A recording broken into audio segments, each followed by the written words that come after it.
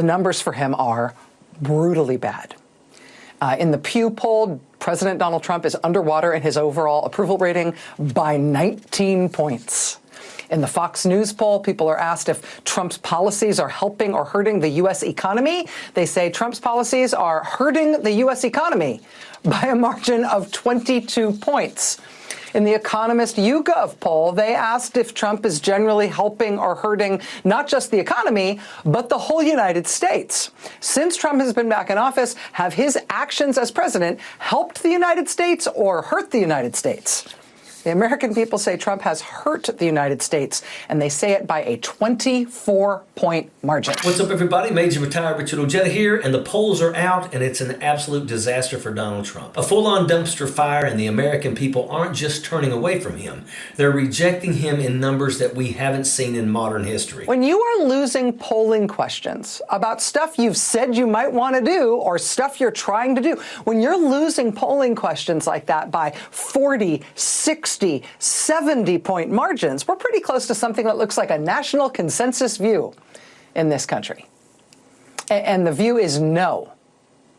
No to what Donald Trump is doing. Voters aren't confused. They aren't on the fence. They are united, shoulder to shoulder, seeing Trump's abuse of power for exactly what it is. And they're saying enough is enough. Do you approve of how Trump is managing the government? No. Do you approve of how Trump is managing trade? No.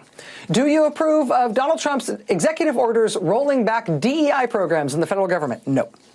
Do you approve of Donald Trump on the economy? No. Do you approve of Donald Trump and his handling of the Russia-Ukraine war? Nope. The truth is simple. Donald Trump has failed on an epic scale, a magnanimous scale, and we're all in uncharted waters. His approval ratings are collapsing. His support is crumbling. His lies, his corruption, and his cruelty have caught up with him. And now, if we want real accountability and real change, we have to stay engaged, stay focused, and most importantly, we have to win back the U.S. House of Representatives. That's the mission. That's the way forward. Voters see Trump's use of power as overreaching. And they can say that credibly in this poll because they asked about it. I mean, outright majorities of the country say that Trump has gone, quote, too far on tariffs, too far. On his cuts to the federal workforce, too far. On immigration enforcement, too far. On his overall changes to the political and economic system, too far. Rachel Maddow didn't waste any time getting to the heart of it all. She opened up with a brutal run through the numbers, laying out failure after failure and just how badly Donald Trump's polling is collapsing. Every major issue. It wasn't subtle. It wasn't political spin. It was straight up factual, and it painted a devastating portrait of a presidency that is falling apart at the seams. And when you see it for all of what it is, it's not hard to understand why Trump and his enablers are panicking. Maddow addressed Trump's attack on universities. Turns out, when you try to strong-arm colleges because you're mad that your kid didn't get in, people don't like that. In the latest poll, voters rejected Trump's plan to withhold funding from universities by a 25-point margin. Only 35% of voters supported him. That's not just losing, that's getting humiliated. And let's be honest, this isn't about free speech like he pretends. It's about personal revenge. It's about Trump getting embarrassed and trying to punish everybody else for it. And the American people are seeing right through it. Then you've got these tariffs. Trump's moronic plan to slap taxes on American businesses, hurt farmers, jack up prices for everybody. Should the president be allowed to impose tariffs without Congress? Voters say no by 33 points. Only 28% supported him. 28%. That's the cult base, plain and simple. Everyone else knows those tariffs tanked our economy, wrecked American families, and made us weaker, not stronger. And Trump's too pathetic to admit it. Remember when he lied about China begging for secret trade talks? China laughed him out of the room. That's the truth. and it gets even worse. Trump wants the power to eliminate government programs passed by Congress. Food stamps, WIC, Head Start, USAID. Only 21% of voters think that's a good idea. 54% said absolutely not. Americans understand exactly what's happening here. Trump doesn't want to cut waste. He wants to gut the programs that feed kids, lift up working families, and rebuild after disasters, all to give billionaires a bigger tax cut. And the people aren't buying it. Then there's deporting legal immigrants who protest. 17% support that insanity. 63% oppose it. That's not a policy difference. That's authoritarianism. In America, you don't get deported for exercising your First Amendment rights. Trump's vision of America looks a lot more like a dictatorship than a democracy, and voters are rejecting it flat out. And then you get to the darkest stuff. Trump and his team want the power to ship U.S. citizens to prisons in El Salvador. No trial, no due process. Just disappear people who disagree with him. Only 10% of voters think that's okay. 73% say hell no. And if you're one of the 10%, you need to read the damn Constitution again because you missed the whole point. Americans know exactly what this is. It's fascism. And should a president be allowed to ignore Supreme Court rulings? 6% support that. 76% oppose it. 6%. That's about as close to a national consensus as you're ever going to get. Because everybody knows, left, right, center. If a president can just ignore the law, the Constitution is dead. America is dead. And that's exactly where Trump and his followers are trying to drag us. And right here, this is the heart of it. When you are losing polling questions by 40, 50, 70 points, that's not a tight race. That's a national consensus. That's the American people across every background standing shoulder to shoulder and saying no. No to authoritarianism, no to cruelty, no to corruption, no to Donald Trump.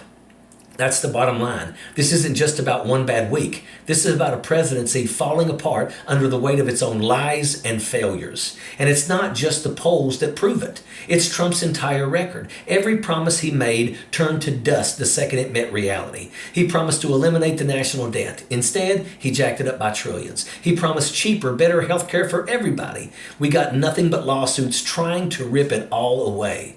He promised Mexico would pay for the wall. We paid for it and got a few busted up miles worth of fence. He promised to bring back manufacturing jobs. Instead, he gutted the Midwest and started a trade war that crippled American farmers. He promised law and order. Instead, he's facing dozens of felony charges and led an attack on the Capitol. He promised to respect veterans and then called them suckers and losers when he thought that the cameras were off. He promised to hire the best people and instead filled his administration with grifters, criminals, and absolute crooks.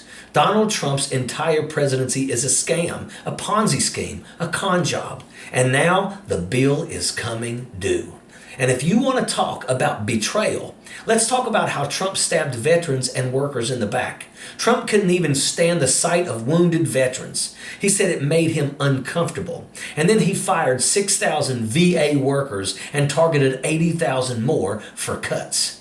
Real people, real heroes, abandoned. Meanwhile, while he had MAGA screaming about border caravans, Trump and his billionaire friends were quietly expanding the H-1B visa program, not to help farmers, but to bring in tech workers and undercut American jobs. They use racism as a distraction while they cash their checks.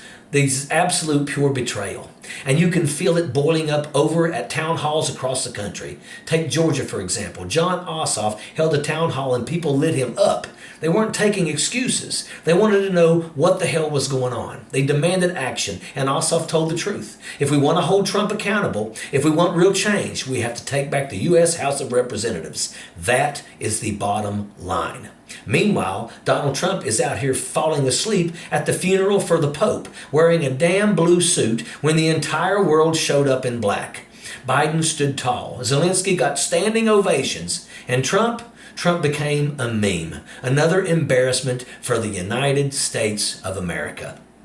Donald Trump's approval rating is sitting at 37%, the worst in modern history for a president at this stage. Worse than Nixon, worse than Bush, worse than himself the last time around. It's a catastrophe for him, and it's getting worse every single day. Republicans are starting to break away behind closed doors because they know that Trump is finished. They're just trying to save themselves. And Trump, he's panicking. That's why he's getting desperate. That's why he's talking about arresting judges and ignoring the Constitution, because he knows that it's all slipping away. But here's the deal. We can't sit back and hope that it happens on its own. We have to finish this. We have to win the House. We have to hold the Senate. And in 2028, we are going to take back the executive branch once and for all. Trump is circling the drain. His enablers are panicking. The American people are wide awake. Stay engaged. Stay focused. Stay in the fight. And let's get the damn job done. And that is an absolute fact. Sappers clear the way, airborne all the way.